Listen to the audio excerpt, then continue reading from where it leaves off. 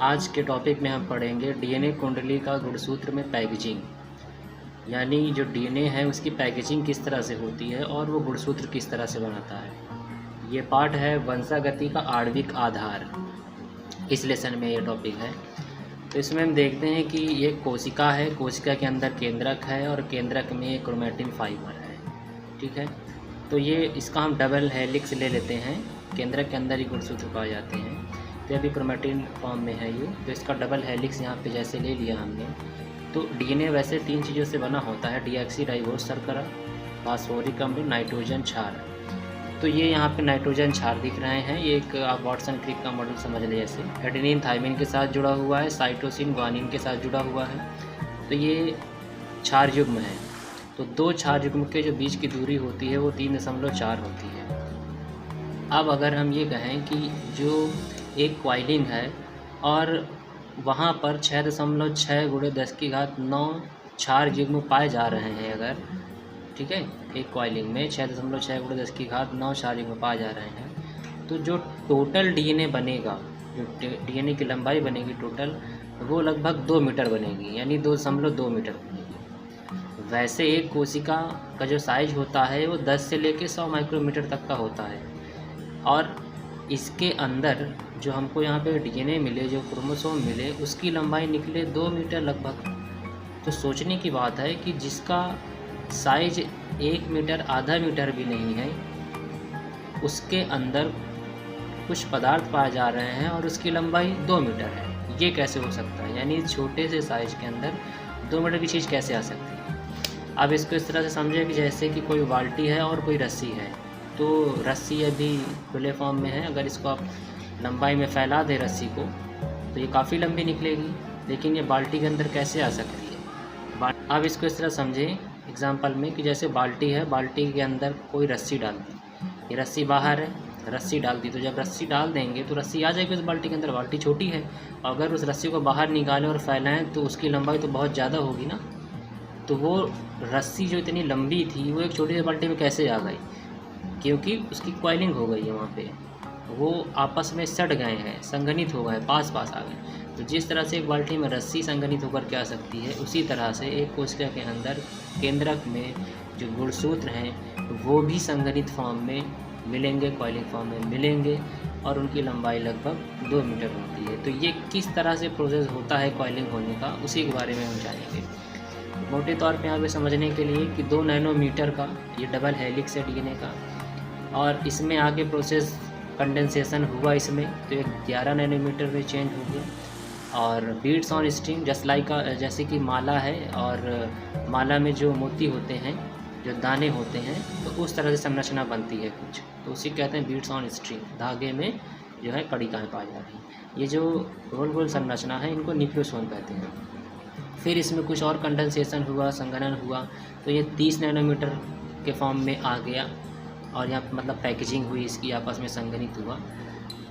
फिर इसकी और पैकेजिंग हुई तो 300 नैनोमीटर में कन्वर्ट हो गया, हाईली कॉइल हो गया, ये बहुत ज़्यादा कॉइलिंग हो गई इसमें। और इसकी कॉइलिंग हुई आगे तो 700 नैनोमीटर में चेंज हो गया, ये कंडेंस्ड हो गया, मेटाफेज की अवस्था में स्थिति देखने को मिलती हमको। फिर आगे चल के और कंडेंसेशन हुआ, इसमें संघनन हुआ, ये संघनित हुआ, तो ये 1400 नैनोमीटर में कन्वर्ट हो गया, तो ये एक क्रोमोसोम बनाया। अब ये जो संघनित भाग है यहाँ पे बीच में दिखाया गया, उसको दर्शाया गया कि इतने जो लंबे फॉर्म है धागे ऐसी, ये इतने छोटे से हिस्से में, तो इस तरह से समझ लीजिए कि पूरे हिस्से में ये छोटे छोटे संरचनाएं यहाँ पे हमको मिलेंगी। तो अगर इन सबको ओपन कर दिया जाए, इसको ओपन कर दिया जाए, इसको फैला दिया जाए, इन सबको खींच दिया जाए, तो ये धागे की संरचनाएँ लगभग कितनी लंबी हो जाएंगी? लगभग 2 मीटर, यानी 2.2 मीटर जो बताया गया है। तो ये तो एक मोटे तौर पे समझने के लिए था। अब हम जानेंगे कि कैसे आप पेपर में इसको लिखेंगे, और ये इम्पॉर्टेंट है, तो आगे जानते हैं। तो अब आगे हम इसके पैकेजिंग के बारे में कुछ कॉमन बातें जानते हैं, कि इसको हम दूसरे नाम से भी जानते हैं, न्यूक्लियोसोम परिकल्पना। मॉरिस और विल्किंस ने 1960 में, और एडा और ओलिंस ने 1974 में। इन लोगों ने क्या है, यूकैरियोटिक डीएनए, प्रोकैरियोटिक यूकैरियोटिक आप लोग को पता ही होगा कि जो यूकैरियोटिक जैसे इंसान हैं, बड़े प्लांट्स हैं, वो सभी यूकैरियोटिक हैं। जो बैक्टीरिया है और नीले हरे शैवाल हैं, ये सब प्रोकैरियोटिक हैं। तो यूकैरियोटिक जो डीएनए है पॉजिटिव चार्ज क्षारीय प्रोटीन। तो डीएनए और डीएनए वैसे नेगेटिव चार्ज होता है। अब पॉजिटिव चार्ज किसकी बात की जा रही है? क्षारीय प्रोटीन। एक प्रोटीन है, क्षारीय है और वो कैसी है? पॉजिटिव चार्ज है। उसको सिंपली क्या कहते हैं? हिस्टोन। यानी डीएनए और हिस्टोन दोनों क्या करेंगे?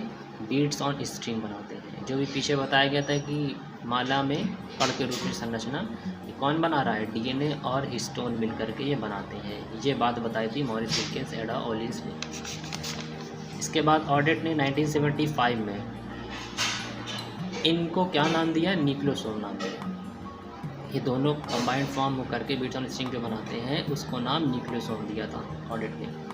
कॉरेनबर्ग और थॉमस ने 1974 में न्यूक्लियोसोम पर कल्पना की। इनके अनुसार क्या हुआ?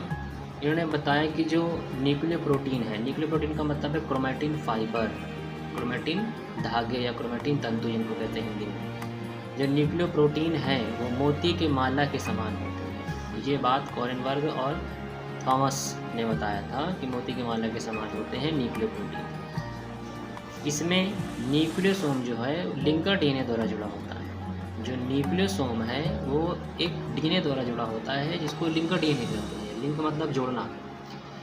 ये दो चित्र बनाए गए हैं यहाँ पर। अब इस यहाँ पे समझें कि ये जो संरचना है ग्रीन से, ये है हिस्टोन ऑक्टामर। और हिस्टोन प्रोटीन 5 प्रकार की होती हैं। तो हिस्टोन ऑक्टामर है और ये 8 के ग्रुप में मिलते हैं, 8 के समूह मिलते हैं। तो यहाँ पर एक है H1 और ये जो रैप कर रखा है इसने लपेट के रखा है धागे ने, ये रैपिंग कर रखी है। ये घुमावदार आया है, 2 बार इसको रैप किया गया है। जो रेड से लाइन खींची हुई है 2 बार घुमावदार बनाया गया है। तो ये डीएनए है, ये दोनों डीएनए है, ये डीएनए है, ये H1 है, ये हिस्टोन प्रोटीन है और ये हिस्टोन ऑक्टामर है, पूरा समूह है। दूसरा बनाएंगे, इसको दूसरे साइड से दिखा रहे हैं यहाँ पर। जो यहाँ पर किनारे पर संरचना होती है उसको कोर डीएनए कहते हैं। कोर का एक्चुअल में मतलब होता है ओरिजिन यानी उत्पत्ति वाला स्थान। और ये ऑक्टामर ऑफ हिस्टोन्स हैं, वही हिस्टोन के जो अष्टक बनाते हैं वहाँ पर। और ये लिंकर डीएनए है यानी जो एक यहाँ पर देखिए ये माला जैसा संरचना बना है, ये कण है और ये दूसरा कण जो जुड़ा हुआ है ये बीच में धागे जैसी संरचना है, इसी को लिंकर डीएनए कहते हैं। ठीक है, 2 कणों को जो जोड़ रहा है उसी को लिंकर डीएनए कहते हैं। और ये यहाँ पर हिस्टोन H1, तो इसको ये दूसरे साइड से दिखाया गया है। आगे जानते हैं। तो वो कुछ कॉमन बातें थी। अब आगे हैं न्यूक्लियोसोम स्ट्रक्चर के बारे में। ब्रैडबरी ने 1981 में डिस्क्राइब किया कि जो न्यूक्लियोसोम है वो डिस्क शेप है। डिस्क का मतलब प्लेट की तरह है। वो कोई जैसे बताया गया था कि माले में जो मोती होता है तो गोल होता है, तो वैसा नहीं होता एक्चुअल में। वो गोल नहीं होता बल्कि डिस्क के शेप में होता है, चपटा होता है। यानी कि प्रत्येक न्यूक्लियोसोम में प्रोटीन क्षार के 8 अणु होते हैं। जो भी बताया था मैंने, ऑक्टामर जो बनाते हैं कोर पार्टिकल होता है, अभी पीछे बताया था फिगर में, इसे ऑक्टामर कहते हैं। इस पर डीएनए लिपटा रहता है, डीएनए लिपटा रहता है, ये भी दिखाया गया है। ये डीएनए जो लिपटा हुआ है ऑक्टामर है। ठीक है, ये डीएनए लिपटा हुआ है। डीएनए हेलिक्स, प्रत्येक प्रोटीन कोर के चारों ओर डीएनए हेलिक्स लिपटा रहता है। वही बात जो पर बताई गई थी, जो डीएनए लिपटा रहता है उसी को डीएनए हेलिक्स बोला जा रहा है। डबल स्ट्रैंड में होता है वो। ये डीएनए अणु का एक खंड है, तो ये उसी से टूटा हुआ है। डीएनए हेलिक्स जो है, जो हमारा क्रोमैटिन फाइबर था, उसी से टूटा हुआ हिस्सा है। और इसी के कुछ हिस्से लिंकर डीएनए बनाते हैं। मतलब जो क्रोमैटिन फाइबर है उसमें 2 पार्ट हमको मिलते हैं, एक तो डीएनए हेलिक्स और दूसरा जो लिंकर डीएनए है वो सब उसी से टूट करके आए हुए होते हैं। जो भी पीछे बताया था कि ये कण बना हुआ है और ये माले जो धागा है ये क्रोमैटिन फाइबर है, वो 2 को जो जोड़ रहा है उसी को लिंकर डीएनए कहते हैं और इसी को न्यूक्लियोसोम कहते हैं। इसी को न्यूक्लियोसोम कहते हैं। H1 यानी हिस्टोन प्रोटीन। H1 का एक अणु जो है 2 न्यूक्लियोसोम को जोड़ने वाले लिंकर डीएनए से जुड़ा होता है। तो H1 का एक अणु, तो यहाँ पर H1 मिलेगा जहाँ पे ये कनेक्ट हो रहा है रेड वाली लाइन।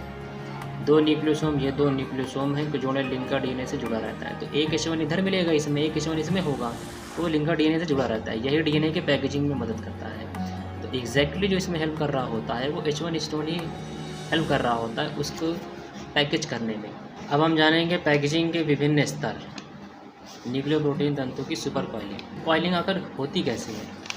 तो इसमें कुछ स्टेप होते हैं, कुछ इसके लेवल्स हैं। तो नंबर 1 है फर्स्ट पैकेजिंग। तो फर्स्ट पैकेजिंग कैसे होती है? 11 नैनोमीटर का जो कोर पार्टिकल है, यानी उत्पत्ति वाला जो पार्टिकल है, और साइज़ कितना है 11 नैनोमीटर, उसके चारों ओर 2 नैनोमीटर वाले डीएनए के लपेटने को फर्स्ट पैकेजिंग कहते हैं। यानी 2 नैनोमीटर का जो डीएनए होता है वो कोर पार्टिकल में लिपट जाता है और इसी को फर्स्ट पैकेजिंग कहते हैं। इससे डीएनए की लंबाई लगभग 7 गुना जो है हो जाती है, 7 गुना वो मोटा हो जाता है, उसमें घनापन आ जाता है।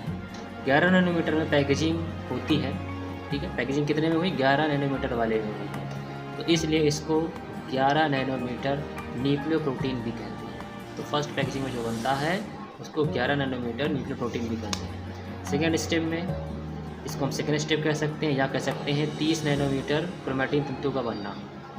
तो इसमें क्या होगा, जो 11 नैनोमीटर क्रोमैटिन है, फाइबर है जो, वो स्पाइरल फॉर्म में, स्पाइरल का मतलब जैसे स्प्रिंग होती है, राउंड राउंड घुमावदार, स्पाइरल फॉर्म में कॉइलिंग होती है इसकी, और न्यूक्लियोसोम पैकेजिंग से 30 नैनोमीटर मोटा क्रोमैटिन बनाता है।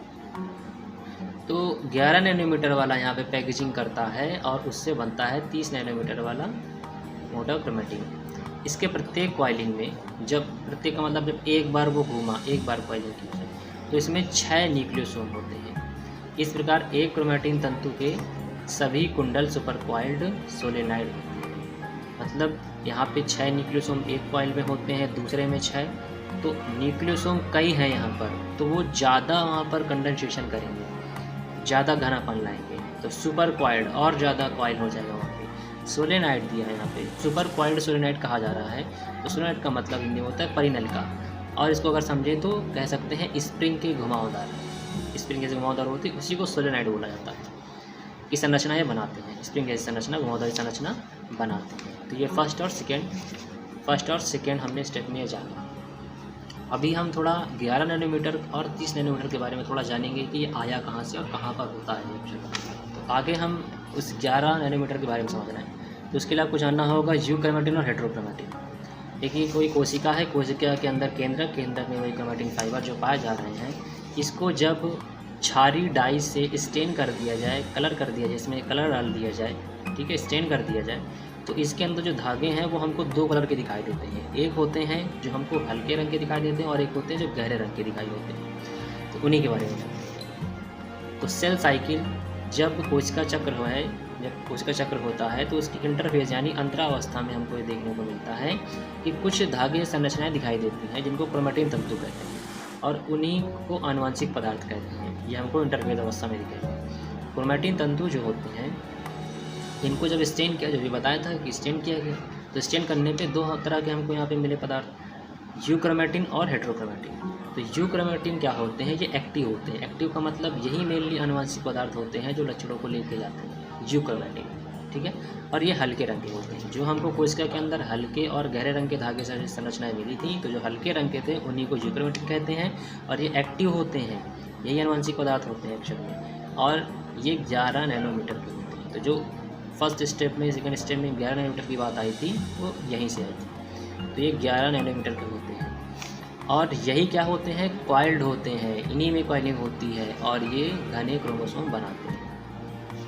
दूसरा था हेटेरोक्रोमैटिन, जिसने गहरा रंग ले रखा था, ये इनएक्टिव होते हैं, ये निष्क्रिय फॉर्म में होते हैं, और ये 30 नैनोमीटर के होते हैं। तो 30 नैनोमीटर भी वहाँ पर आया था। ये देखिए 11 नैनोमीटर और ये 30 नैनोमीटर। तो ये कहाँ पर की बात है, ये हमारे यूक्रोमैटिन और हेटेरोक्रोमैटिन की बात है। गहरे रंग के होते हैं, इनएक्टिव होते हैं, 30 नैनोमीटर होते हैं। 11 नैनोमीटर वाले जो तंतु होते हैं, यही स्पाइरल कुंडलन करते हैं और यही सबसे ज़्यादा कुंडलित होते हैं। तो अभी हमने फर्स्ट पैकेजिंग और सेकेंड पैकेजिंग के बारे में जाना था, फिर हमने अभी यूक्रोमैटिन और हेटेरोक्रोमैटिन को जाना, जहाँ से 11 नैनोमीटर और 30 नैनोमीटर के बारे में हमने जाना। अब आगे देखते हैं थर्ड स्टेप क्या हो। 2 नंबर तक हो गया था और तीसरा अब जानते हैं हम, थर्ड स्टेप। तो तीसरे में गुणसूत्र का बनना। तो सेल डिवीज़न की यानी कोशिका विभाजन की प्रोफेज अवस्था, यानी प्रोफेज, मेटाफेज, एनाफेज, ये जो अवस्थाएं होती हैं, तो प्रोफेज अवस्था में यूक्रोमैटिन के बने, यूक्रोमैटिन क्या है वो अभी बता दिया गया है। यूक्रोमैटिन के बने जो क्रोमैटिन फाइबर होते हैं वो गुणसूत्रों में संघनित हो जाते हैं, जो पीछे बात बताई है। इसे न्यूक्लियोसोम पैकेजिंग कहते हैं। तो वही यूक्रोमैटिन जो है संघनित होते हैं और इसी को न्यूक्लियोसोम पैकेजिंग कहते हैं। पैकेजिंग जो है H1 हिस्टोन प्रोटीन से संबंधित होती है। बताया था मैंने कि H1 हिस्टोन प्रोटीन जो है यही सबसे ज़्यादा इंपॉर्टेंट रोल प्ले करती है कॉइलिंग करने में। H1 का गोल भाग जो होता है न्यूक्लियोसोम से विशेष जगह जुड़ता है, न्यूक्लियोसोम से वो विशेष जगह जुड़ते हैं, जो फर्स्ट फिगर में बताया गया था।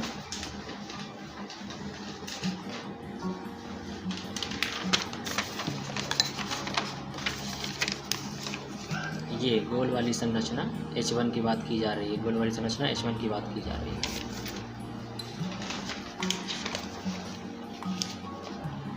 H1 का गोल भाग न्यूक्लियोसोम से विशेष जगह जुड़ता है। H1 की भुजा जो होती है वो लिंकर डीएनए को ढकती है। लिंकर डीएनए बता दिया गया था, दो दानों को जो जोड़ रहा होता है मोतियों को, उसी को लिंकर कहते हैं। और दूसरी भुजा जो होती है अगले हिस्टोन कोर पार्टिकल से जुड़ती है। तो H1 की एक भुजा जो होती है वो लिंकर से जुड़ती है और दूसरी भुजा हिस्टोन कोर पार्टिकल से जुड़ती है। अगला नंबर है हाइयर कॉइलिंग। तो और ज़्यादा कॉइलिंग कहाँ होगी? मेटाफेज स्टेज में होगा। प्रोफेज में कम है, प्रोफेज में कम कॉइलिंग रहती है, उससे ज़्यादा कॉइलिंग जो है कुंडलन, उसका कॉइलिंग मतलब कुंडलन मेटाफेज स्टेज में होता है। गुणसूत्र मेटाफेज स्टेज में गुणसूत्र लगभग 1400 नैनोमीटर का हो जाता है और ज़्यादा हाई कॉइल हो गया वो। प्रत्येक क्रोमोसोम में सेंटर कोर पाया जाता है। प्रत्येक गुणसूत्र में जो है हमको केंद्रीय कोर संरचना मिलती है, उसी को स्कैफोल्ड कहते हैं, जो फोल्डिंग कर होता है। इसी सेंटर कोर के बार बार कॉइल होने से मेटाफेज क्रोमोसोम बनता है। इस प्रकार डीएनए का लंबा चौड़ा प्रोटीन अणु अनेक अणुओं से व्यवस्थित ढंग से पैक होकर गुणसूत्र बनाता है। तो बार बार उनकी कॉइलिंग होने से इस प्रकार से हमको पूरा कंप्लीट गुणसूत्र मिलता है। अब देखते हैं सबसे पहला वाला फिगर, वो फिगर यहाँ पर तीसरे वाले में बनाया जाएगा। ये तीसरी वाली हेडिंग का फिगर है, जिसको सबसे पहले समझाया गया था गुणसूत्र का बनना। तो 2 नैनोमीटर इसको ओवरऑल समझते हैं, कोशिका के अंदर प्रोटीन फाइबर। और ये 2 नैनोमीटर का है डबल डीएनए हेलिक्स, 2 नैनोमीटर का है डबल डीएनए हेलिक्स, 2 नैनोमीटर का है डबल डीएनए हेलिक्स। और इसमें संघनन हुआ, बीट्स ऑन स्ट्रिंग बनाया, 11 नैनोमीटर का हो गया। 11 नैनोमीटर बीट्स ऑन स्ट्रिंग बनाया, 11 नैनोमीटर का हो गया ये। और ये न्यूक्लियोसोम है, इसमें और सुपर कॉइलिंग हुई, ये 30 नैनोमीटर में चेंज हो गया। इसमें और कॉइलिंग हुई तो हाइयर लेवल की कॉइलिंग हो गई इसमें, तो 300 नैनोमीटर का बन गया। फिर 700 नैनोमीटर में कन्वर्ट हो गया, ये कंडेंस हो गया मेटाफेज कंडीशन में। और लास्टली इसमें 1400 नैनोमीटर, जो हमको भी सबसे लास्ट में चौथे नंबर में मिला था। तो ये इंटायर मेटाफेज क्रोमोसोम, तो ये पूरा हमको क्रोमोसोम मिल गया। तो इस प्रकार से जो है कॉइलिंग होती है डीएनए कुंडली का गुणसूत्र में पैकेजिंग इस प्रकार से होती है।